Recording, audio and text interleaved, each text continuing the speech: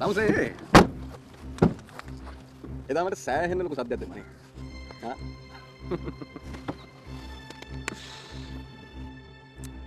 අත මොකද කියන්නේ? අදත් ඉතින් මට කියන්න නම් දෙන්නේ ඒ ටිකම තමයි මහත්තයා. ඔය කටවල් වලයි මේ හුචක් වේ සද්ද ටිකක් අඩු කරගෙන පාඩුවේ ෂේප් වුණා නම් ඇඟවල වල ටිකක් ගුණයි වගේ. Oh my god, oh my god. Oh my god. ඒ කවුදනේ මේ සූටබල් ඇටවල්ලා? මෙයාගේ පෙනුම ඇටවල්ලෙක් වගේ වුණාට මචං මෙයාට තියෙන්නේ බූවල්ලගේ කටක්. මල්ලි මේ මාරන් කියන්නේ වැදගත් සුපිරි කොල්ලෙක්. ඌට කවුරුත් පල්ටෝක් දාලත් නැහැ. අපි දාන්න දෙන්නෙත් නැහැ. මල්ලි අපි ආවේ කවුද පල්ටෝක් දැම්මේ කියලා බලන්න. බොරු කියන්න ඕනේ නෑනේ මල්ලි. මට ඔබ දැකලා හිනක් ගියා බං. සරා අපි යමුකෝ යා. නෑ කොහෙද යන්නේ? එයි යන්නේ. ඔයා මෙයාගෙන් සමාව ගන්න ඕනේ. හරි? ඔය කොල්ලෝ අතින් පොඩි වැරදි වෙනවා. අපි ඔය ගණන් ගන්න නෑ ලොකුවට. නමුත් මෙයාට කියන්නකෝ වැරද්දක් උනේ සර් සමාව වෙන්න කියලා වැඳලා.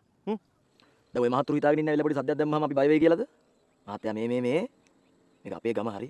මේ ගමට පිටින් එනේ උන් මේක ඉන්න ඕනේ අපිට ඕන විදියට. මචං මූ එදා දුන්නෙත් මචං මෙන්න මේ ටොක්ස් ටිකම තමයි. හරි? මල්ලි වගේ මාර කටන්නේ තියෙන්නේ. කො බලමු ටිකක්. පොඩ ලන්නන්න.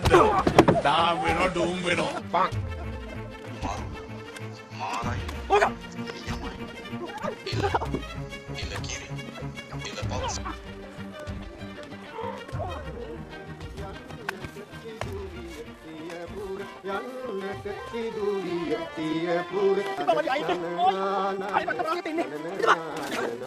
Mali.